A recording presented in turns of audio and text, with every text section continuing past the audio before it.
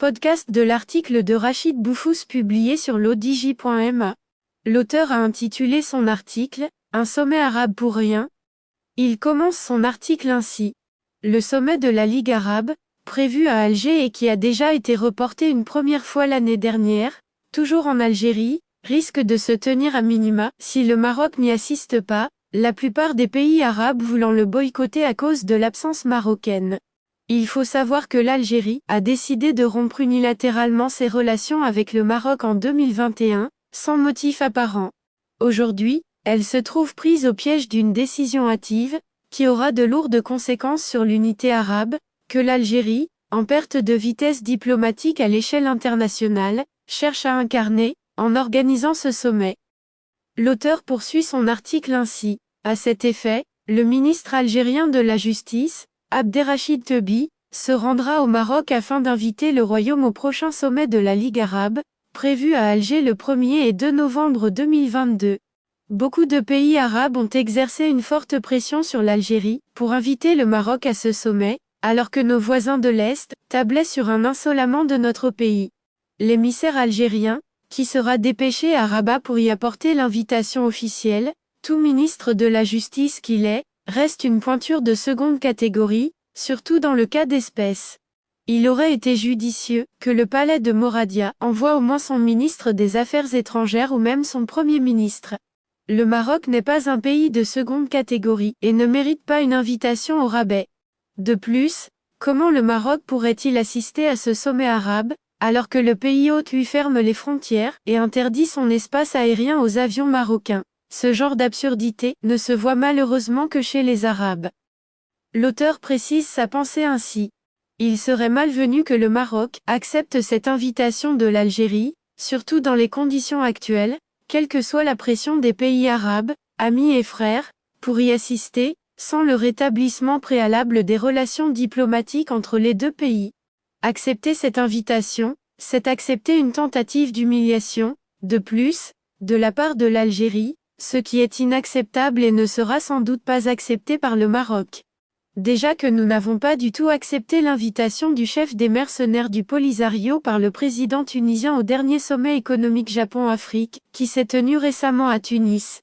On ne va pas, non plus, admettre d'aller tête baissée à un sommet arabe dans un pays qui nous rejette officiellement. De toutes les façons, ce sommet, comme ceux qui l'ont précédé, n'aura aucun impact fort, car depuis longtemps les pays arabes ne comptent plus dans les cénacles internationaux et leur voix est désormais inaudible. L'auteur pose des questions comme ceci. Y aller pour faire quoi au juste? Dénoncer les agissements d'Israël en Palestine, alors que la plupart des pays arabes entretiennent des relations avec le pays hébreu? Dénoncer la décision de l'Éthiopie de couper l'eau à l'Égypte, alors que des pays arabes soutiennent, en catimini, le pays du Négus contre celui des pharaons? Dénoncer l'hégémonie de l'Iran et sa quête à vouloir se doter de l'arme atomique, alors que la Syrie, l'Algérie et le Liban sont copains comme cochons avec le pays des ayatollahs? Dénoncer les affres de la guerre civile en Libye, alors que ce pays est en proie à l'interventionnisme de plusieurs pays arabes, qui l'empêchent de se reconstruire? Dénoncer la guerre civile au Yémen, alors que les principaux protagonistes sont l'Arabie Saoudite et les Émirats, qui arment les milices et bombardent les populations civiles de ce pays?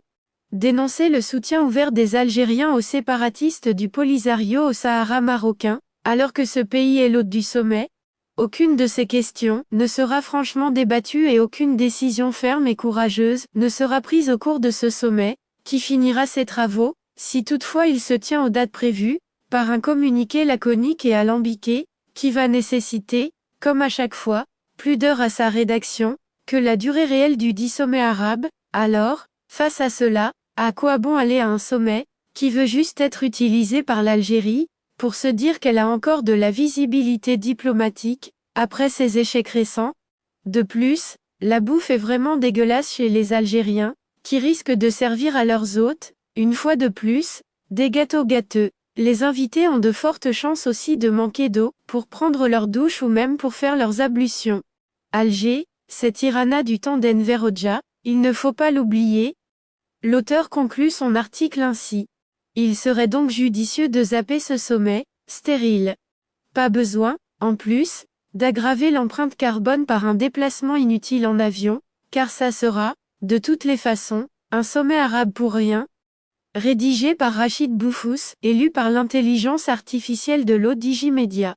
N'oubliez pas de télécharger notre application l'ODJ mobile sur Android et iOS et de vous abonner à notre chaîne YouTube l'ODJ TV si vous souhaitez être au courant des dernières actualités, podcasts et émissions télévisées.